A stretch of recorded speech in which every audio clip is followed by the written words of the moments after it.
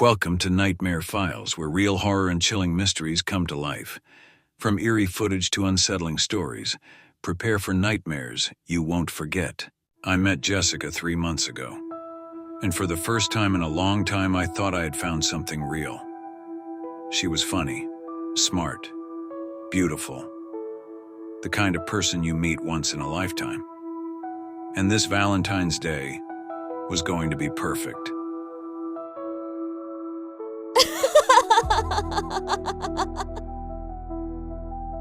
We sat at a small table in a candlelit restaurant.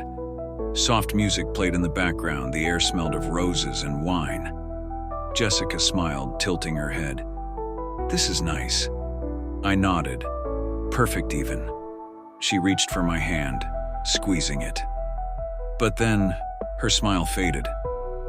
Just for a second. Her eyes flicked past me toward the large window behind us. "What's wrong?" I asked. She shook her head quickly. "Nothing." But when I turned around, I saw it. A man, standing just outside the restaurant, watching us. His face was hidden under the brim of his hat, his posture too still. "Do you know him?" I whispered. Jessica hesitated, then she shook her head. "No," she said, too quickly. When I looked back, the man was gone. We left the restaurant a few minutes later, walking hand in hand. The cold, February air nipped at my skin. Jessica held onto my arm a little tighter than before. And then, I heard it. A second pair of footsteps. Just a few paces behind us. Following.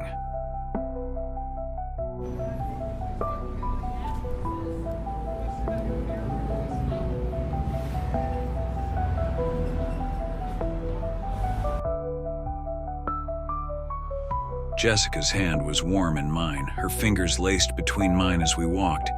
The dinner had been perfect, great food, soft candlelight, and the kind of conversation that made the world fade away.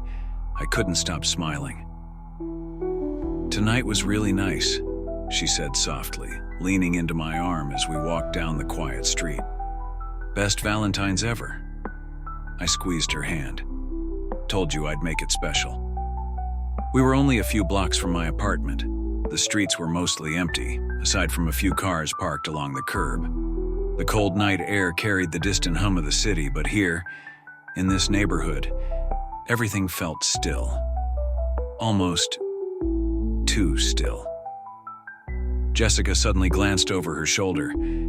I didn't think much of it at first, but then she did it again, and again.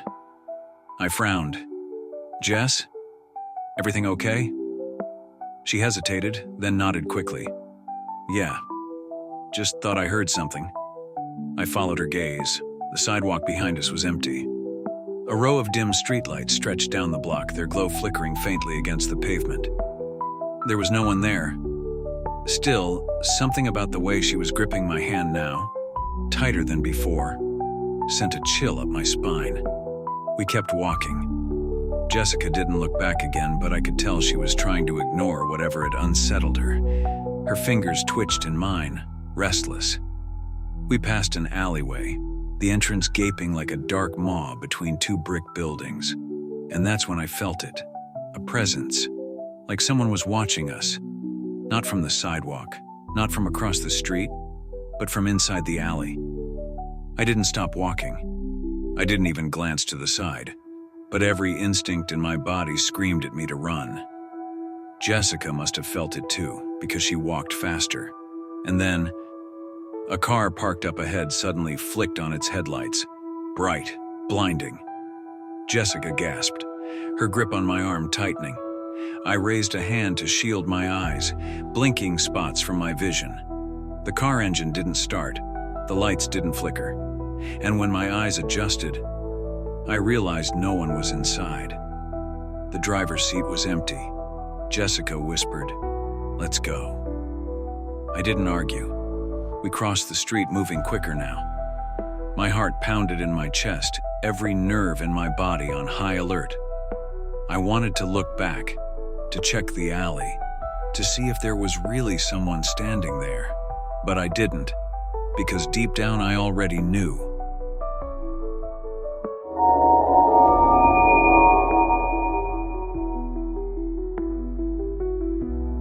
Jessica let out a small sigh as we reached the front steps of my apartment building. The night was finally settling, and despite the unsettling moments earlier, she was smiling again.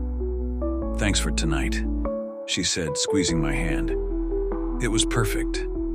I smiled, fishing for my keys. "I told you, best Valentine's ever." Then my phone buzzed. A text from an unknown number. I frowned and pulled it out, the screen glowing in the dim light. "You look beautiful tonight." I felt my stomach tighten. I turned the phone toward Jessica. "Did you give my number to anyone?" She barely glanced at it before shaking her head. "Number why?" I hesitated. "Someone just sent me this." Her smile faded. "What?" I showed her the screen again. Her expression darkened. "Oh my God." I waited for her to say something else, but she didn't. Instead, she turned around, looked out toward the street, the same way she had done earlier. The street was empty. The parked cars were silent. The only movement was the flickering glow of a streetlight casting long shadows across the sidewalk. But something felt off. Jessica suddenly grabbed my arm. "Let's go inside," she said quickly. I didn't argue. We stepped into the building, closing the door behind us. That's when I glanced at the security monitor near the entrance, the one that showed a live feed of the street outside. At first, the screen was clear. The street was empty. Then for a fraction of a second, it glitched, and in that flicker, a figure appeared, standing right outside the door, watching. Then, as quickly as it came, it was gone.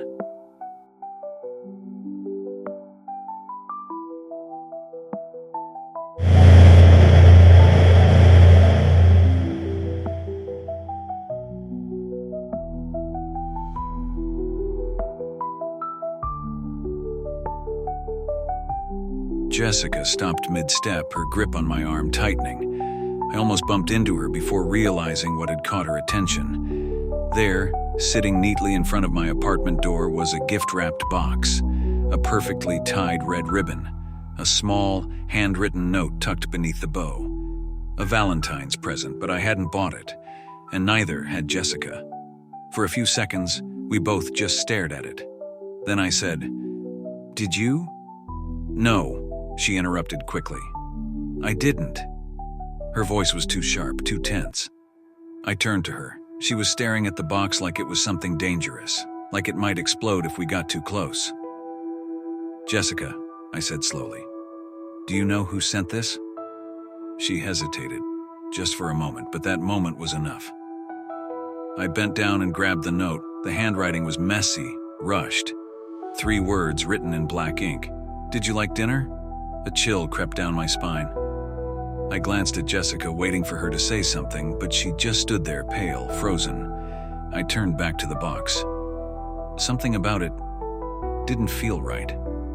I wasn't sure if it was the way it was perfectly placed, like someone had waited for us to come home, or the fact that it was completely silent, not even a rustle when I lifted it, like whatever was inside was waiting. I reached for the ribbon. Jessica grabbed my wrist. "Don't." Her voice was barely above a whisper. I looked at her. Her eyes weren't on me. They were on the security camera mounted above the door. It was flickering, glitching. For just a second, the live feed cut in and out, and in that single flicker, a figure was standing at the end of the hallway, watching. Then the screen went back to normal. The hallway was empty again, but we both knew it wasn't.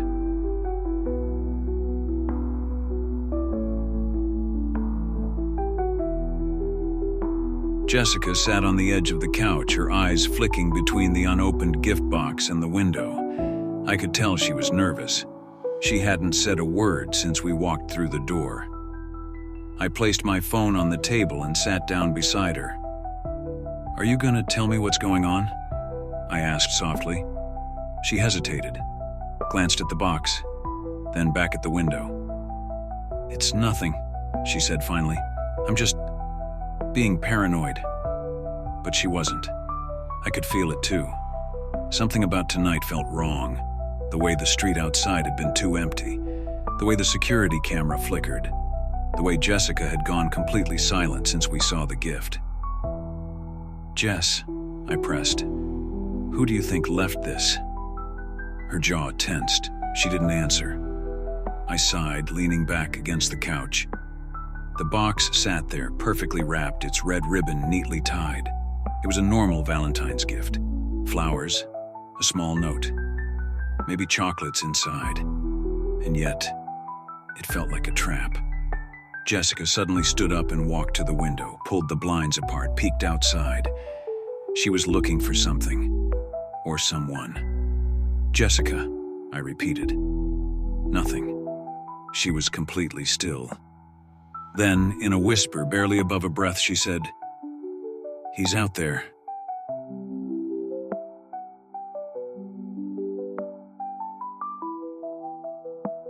Jessica hadn't moved from the couch. Her knees were pulled up to her chest, arms wrapped tightly around herself. She hadn't looked at me once since we came inside. Outside, the wind had picked up, rattling the apartment window. I could hear the faint hum of the city, distant car horns, the occasional murmur of people walking below. But inside, there was only silence. I sat down beside the unopened box. It was still perfectly wrapped, the red ribbon sitting neatly on top. I reached forward, hesitating. "Are you sure you don't know who sent this?" Jessica exhaled sharply. "I told you already." Her voice was tight. She was lying. I untied the ribbon. The bow unraveled effortlessly, like it had been tied and untied many times before. Jessica didn't stop me. She just watched. I lifted the lid. Inside there was no chocolate, no jewelry, just a folded note. A single piece of paper, crisp and clean, sitting in the center of the box. Something about it made my stomach churn. I reached for it, unfolded it slowly. My breath caught in my throat. The message wasn't the same as before. It no longer said, "Did you like dinner?" Now, the note had just one word written in the same messy, rushed handwriting. Jessica. I felt my pulse in my ears. I turned to her, holding up the note. Her face had gone pale. Her lips parted, but no words came out. Her eyes flicked back to the window. And that's when I saw it. Outside, in the reflection of the glass, a figure was standing in the parking lot, watching, waiting.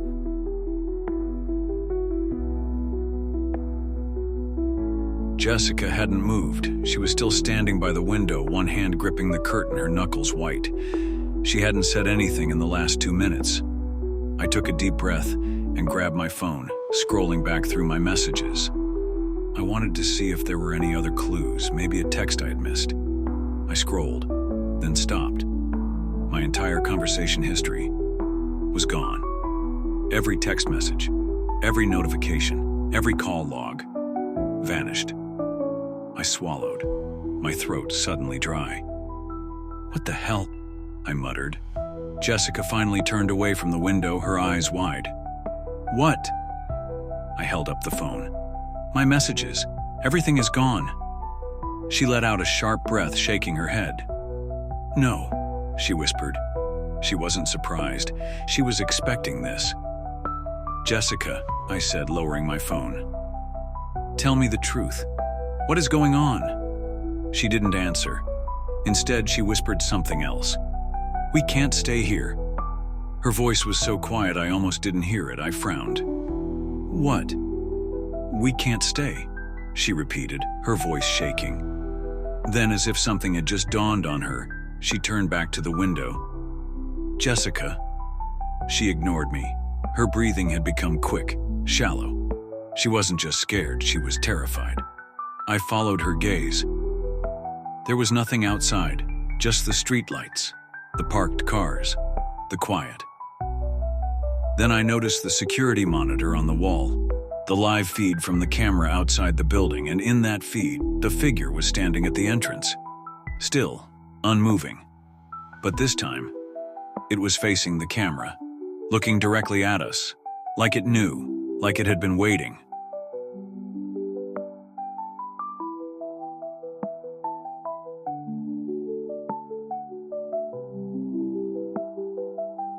Jessica gasped, stepping back so quickly she almost tripped over herself.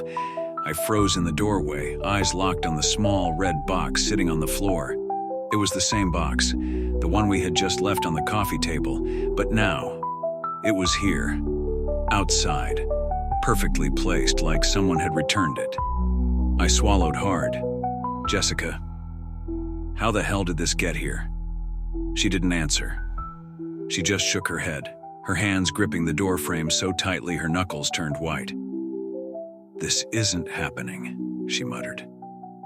She wasn't looking at the box anymore. She was looking down the hallway. I followed her gaze. The hallway stretched in both directions, dimly lit by the flickering ceiling lights. The elevator was at the far end. A few apartment doors lined the walls, but no one was there. At least, not that I could see. I stepped forward, hesitating, then picked up the box. It felt heavier than before. Jessica grabbed my wrist. "Don't open it!" Her voice was sharp, desperate. I looked at her.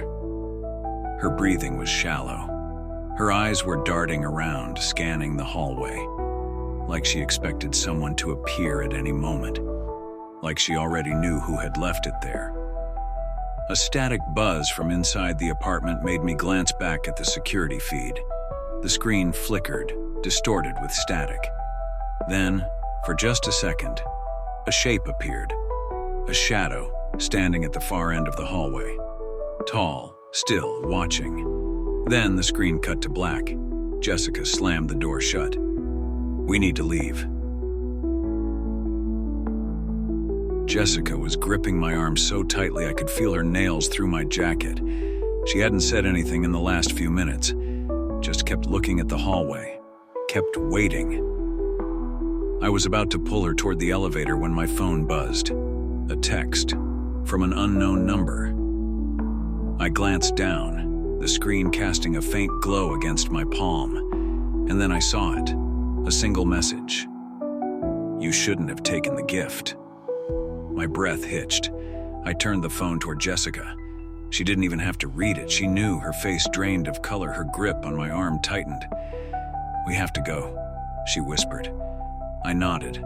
I turned back toward the hallway. Still empty, still silent. But something felt off. I glanced at the security monitor on the wall. At first it was blank, just static. Then for a brief flicker, a shape appeared. A shadow, standing right outside our door, watching. Then the screen cut to black. Jessica pulled me toward the elevator. "We need to leave, now." Jessica practically dragged me into the elevator, slamming the close door button over and over. My hands were shaking as I turned back toward the hallway. The lights above flickered erratically, and then a shadow emerged at the far end, tall, still, watching, the same way it had been outside, the same way it had been in the security feed. Jessica's breaths were coming fast, uneven. "Close," she whispered, still mashing the button. "Come on, close." The doors inched shut, too slow, too damn slow. For a split second I thought, no, I knew. The shadow was moving closer.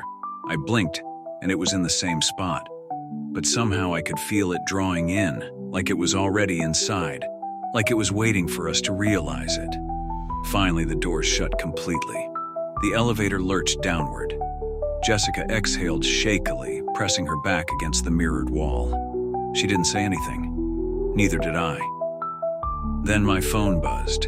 A single notification, a new message from the same unknown number. I hesitated. Then I flipped the screen toward me. 3 words. "It's too late." Jessica saw it. She closed her eyes, then whispered, "We were never supposed to leave."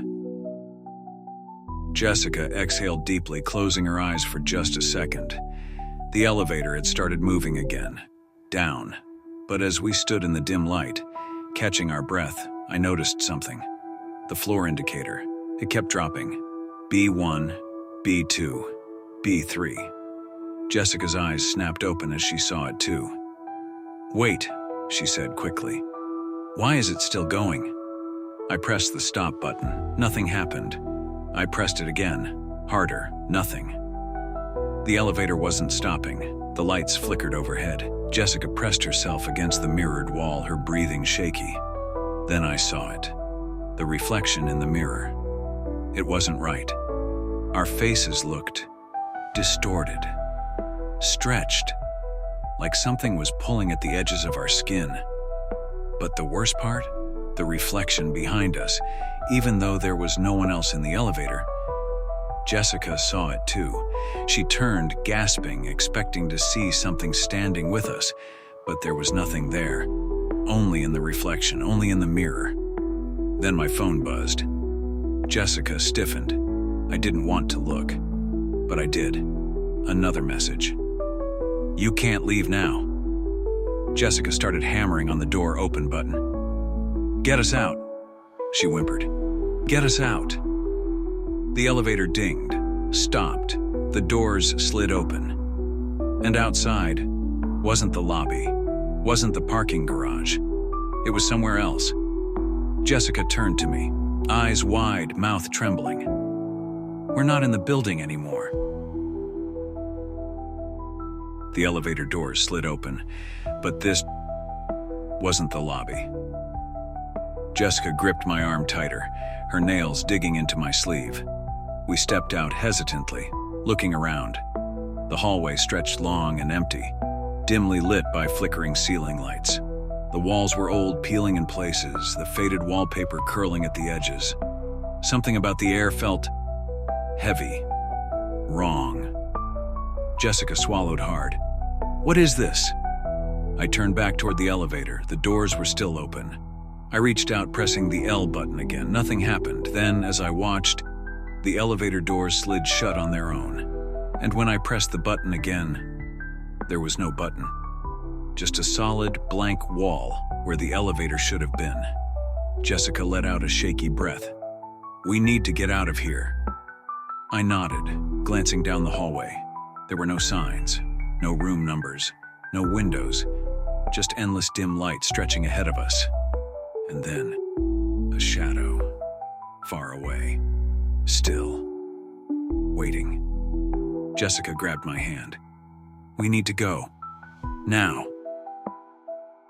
The hallway stretched endlessly. No doors, no windows, just flickering lights overhead and the endless sound of our footsteps. Jessica's grip on my arm was iron tight. She hadn't spoken since we left the elevator, but I could feel it. The panic radiating from her. The same panic that was now crawling under my skin. I didn't know where we were going. I didn't even know if we were moving forward. But stopping felt like a death sentence. So we kept walking. And then Jessica froze. I barely stopped myself from tripping over her. She was staring straight ahead. Her breath hitched. I turned my head slowly, and I saw it. The shadow. Closer now. Much closer, but we hadn't seen it move. It had just shifted. Jessica's fingers dug into my sleeve. "It's..." "I know," I whispered. Neither of us dared to move. The figure didn't either. It was just there, watching, waiting. Jessica reached into her pocket, her hands shaking as she pulled out her phone. She lifted it, opening the security feed. The screen glitched violently. And then, for just a flicker of a second, the hallway wasn't empty anymore. There were others, figures standing behind us, silent, still, like they had been there the whole time, watching, waiting. Then the screen cut to black. Jessica whispered, "We have to run." And the moment she said it, the figure started moving, but not like a person. Not with footsteps. It glided like reality itself was pulling it forward, straight toward us. We ran. We should have reached a dead end by now, but the hallway just kept going. Jessica's breath was ragged beside me. I could hear it, uneven and panicked. She clutched my arm, her grip tightening. "It's getting closer." I didn't turn around. I didn't want to because I already knew she was right. I could feel it, the presence growing heavier, pressing in on us. Then, Jessica gasped. She stopped running. I skidded to a halt beside her, barely able to catch my breath, and then I saw it. A door right ahead of us. It hadn't been there before. It stood slightly ajar, cracked just enough for a faint red glow to spill from inside. The hallway had been endless just seconds ago. But now, suddenly, a way out? Or a trap? Jessica grabbed my sleeve. "Don't," she whispered. But the moment she said it, the lights flickered.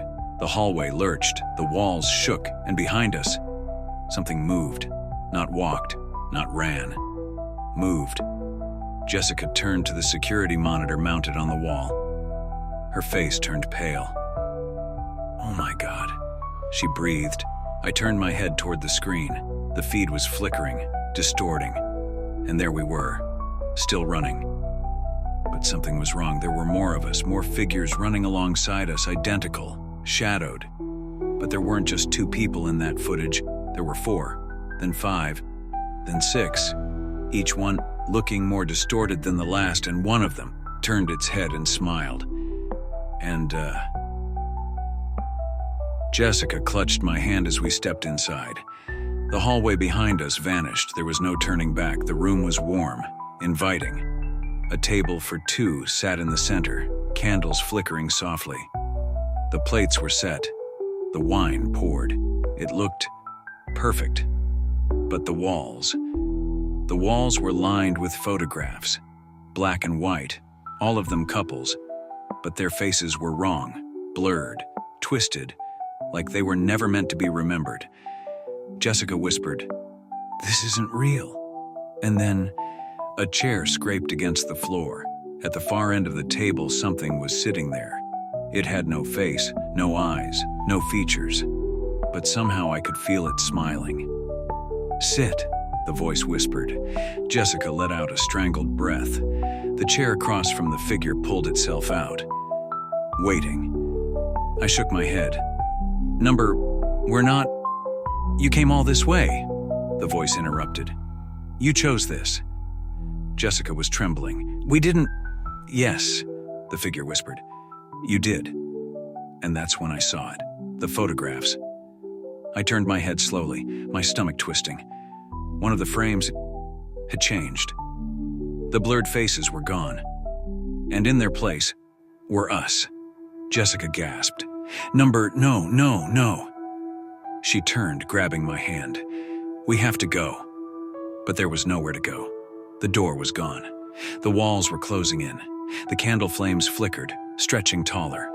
The figure at the table stood and whispered, "Happy Valentine's Day." Then the lights went out. The next morning, the apartment was empty. No signs of forced entry, no signs that anyone had ever lived there. Jessica and I were never found. But the security cameras recorded everything. And every Valentine's Day, that room appears again, waiting for the next couple to enter.